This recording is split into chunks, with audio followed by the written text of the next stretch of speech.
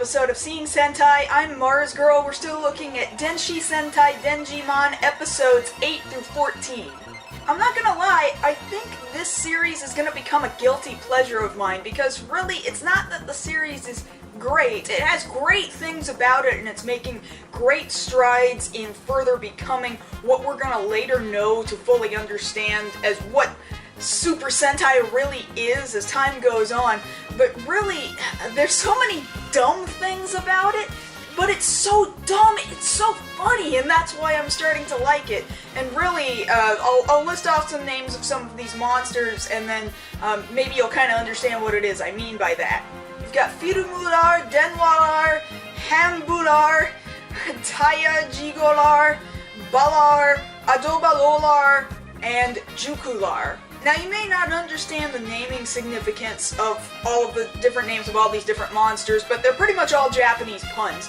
Take, for example, Hambular is a giant hamburger, and he's a very evil giant hamburger, and he's gonna make you eat a hamburger called the Hambaka. Hambaka kind of means like ham stupid or dumb burger, you know, something like that, and yet these people fall for it and they're buying these burgers at just 10 yen a piece. Now, I don't necessarily know the conversion rate between dollar and yen back in 1980, but I can tell you right now, 10 yen is like 8 cents. So that's a friggin' cheap burger. And then eating this burger and listening to the music that this giant hamburger monster plays on his harp suddenly turns them into horrible monsters of people who won't eat anything but the hambakas. Or Firumular is really stupid because he's literally film. His name is a pun on film, and his head is a giant film projector, like a working film projector and everything too. So you're seeing like actual film being fed through his face. And he has the power of, like, movies, which to me says it's like the power of imagination. So he could do pretty much anything he wants, and yet he still doesn't win. Like, his imagination was friggin' broken. Like, I could just imagine a movie where the Denjiman are dropped off a cliff and then they die. But he doesn't do that. He decides, I'm gonna make a movie where everybody turns old. Yeah, that'll win. It didn't win. Or how about Denwalar, and Denwa means phone, and this monster travels through phone lines and then becomes an enormous man-eating rotary phone. That guy's one of my favorites. Or how about Taya Jigolar, and that's tire or accident, tire and accident together.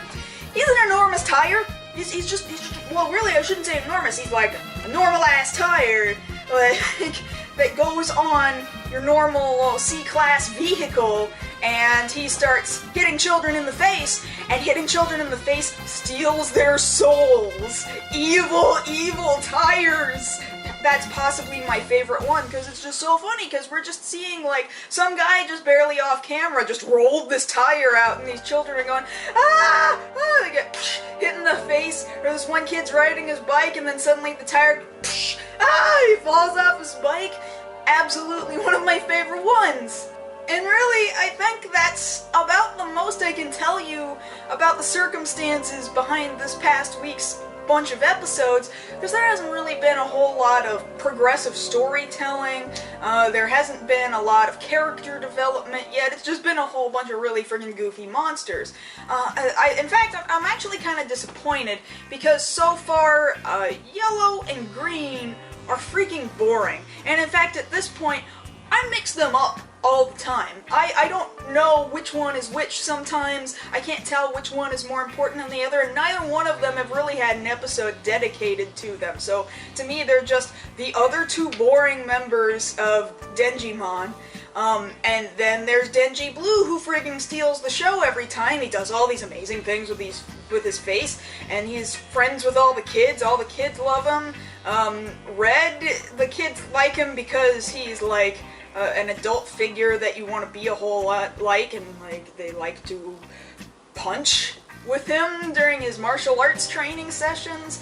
And then some people kind of look up to Pink, but she's kind of boring too. Like, there's nothing really special about her other than the fact that she's the girl and these these other kids look up to her like she's an older sister, but otherwise she doesn't have like strong character development, and I only know her especially well because she's the girl, and that's sad. I shouldn't be saying that, but I am.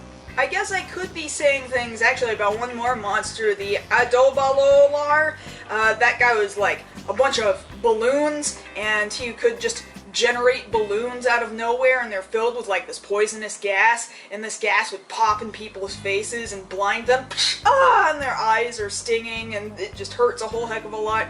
And so his normal street form is of this old man, and he befriends this little girl, and the relationship, like, it's trying to tell me that it's nice and sweet, and oh, and this old man has befriended this little girl, and now it makes him question, oh, am I really a bad guy, or am I possibly a good guy, because the little girl's trying to convince him, no, you're a nice old man, and I love you, and the old man's like, you love me, I'm a good person, well, I love you too, but, like, the way he holds her sometimes, or the fact that he lies down to take a nap with her, maybe it's just a difference in culture, but it was slightly uncomfortable for me to look at, because it didn't feel like a friend or a familial sort of love. It felt more like there is this tiny budding romance happening here, and that was really, really awkward.